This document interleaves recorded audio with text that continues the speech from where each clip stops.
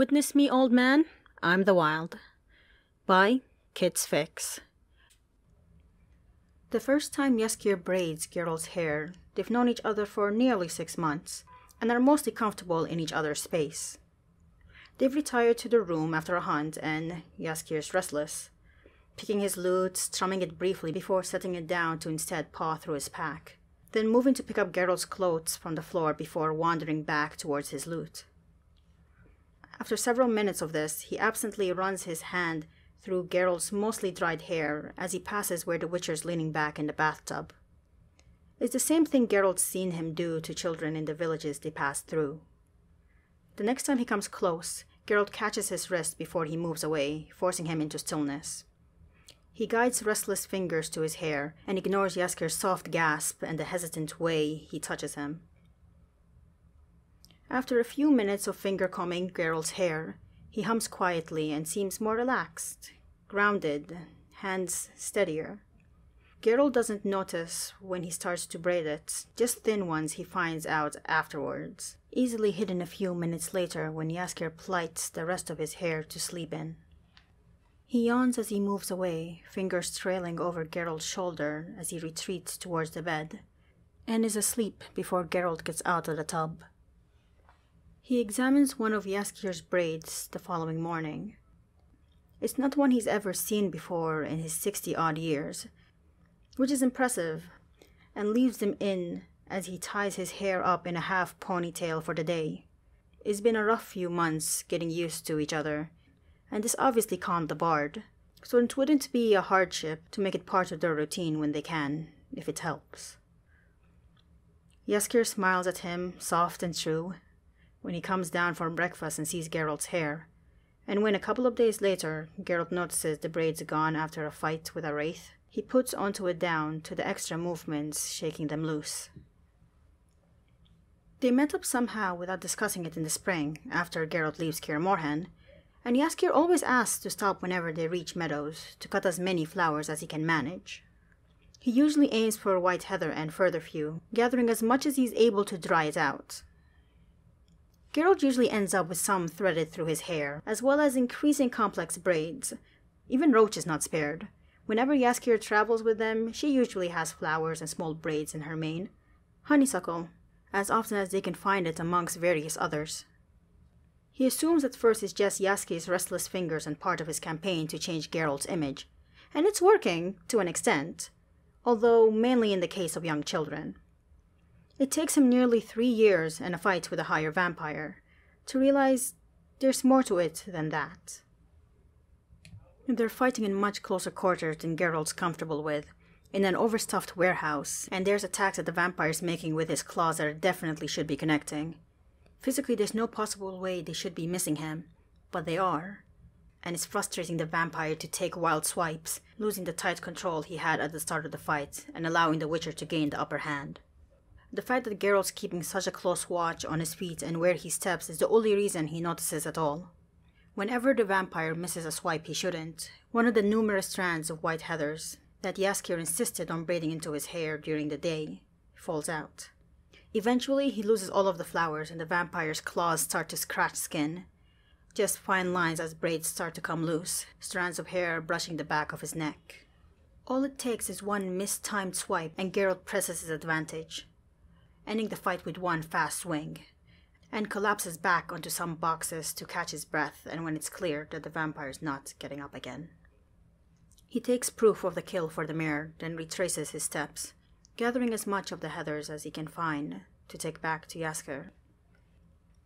He curls up on his side in the bed when Geralt reaches their room in the inn, and smiles sleepily up at him as he sets the bundle of flowers on the stool beside the lute. Jaskier pushes himself up to an elbow, watching quietly as Geralt pulls off his armor and washes the cuts on his arm in the water bucket that had been left out, too tired to do more before flopping down beside the bard. Jaskier reaches over, brushing hair from Geralt's face, and sits up slightly so he can finger comb his hair and redo his braids for the night. Geralt relaxes under the familiar motions, and Jaskier starts humming quietly, a soft lullaby-esque tune. "Thank you for the flowers. They saved me tonight." He speaks without thinking. That's the point. Jaskier seems amused, tying off the plait with a leather strip and pressing a kiss to his hair before settling back down. Geralt rolls over to face him, stumbling over what he wants to say next, and instead reaching out to tug Jaskier so he's tucked under his chin, so he doesn't have to see his face and make it harder for himself. I didn't realize. I thought you witchers can always sense monsters. There's an odd tone to his voice that Geralt doesn't like.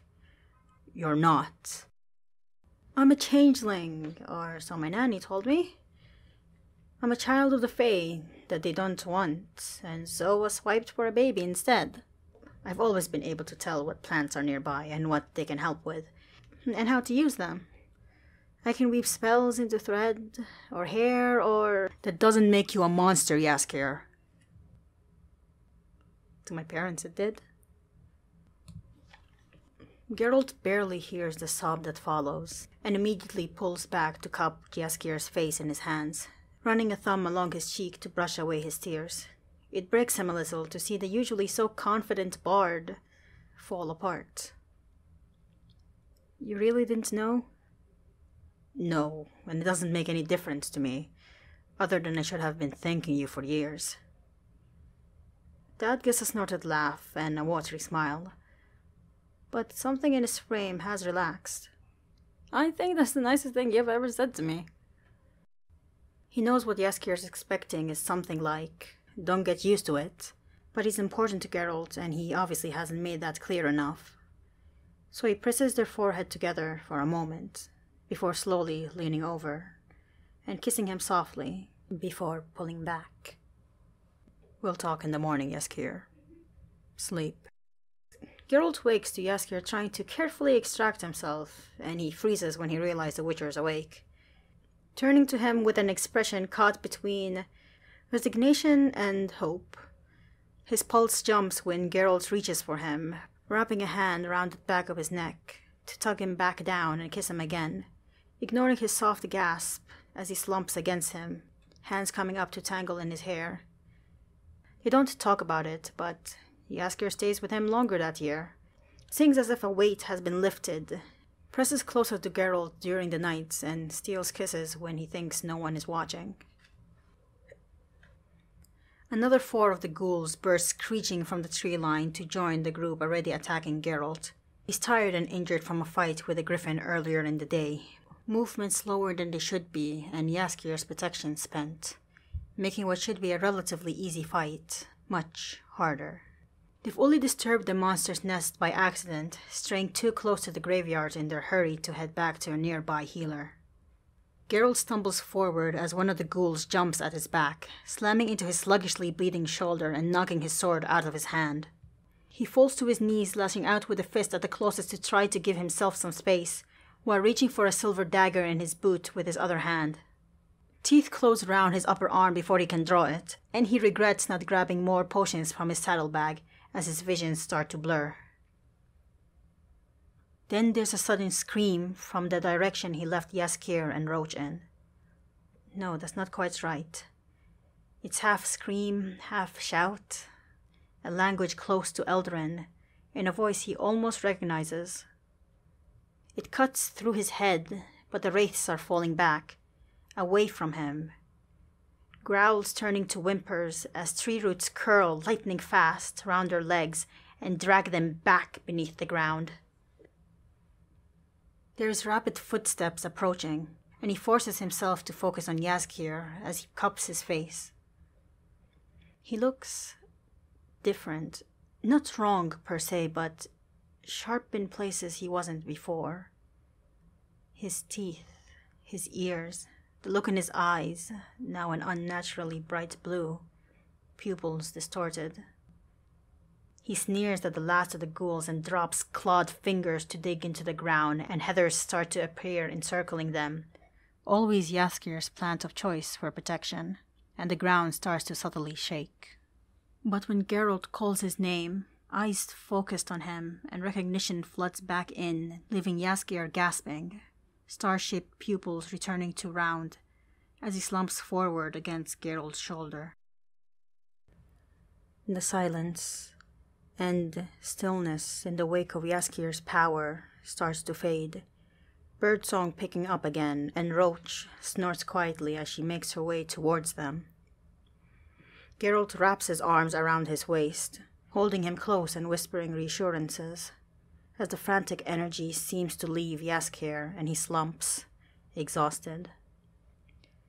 "After you've seen the healer, can we come back and cut some of this?" "Of course, love."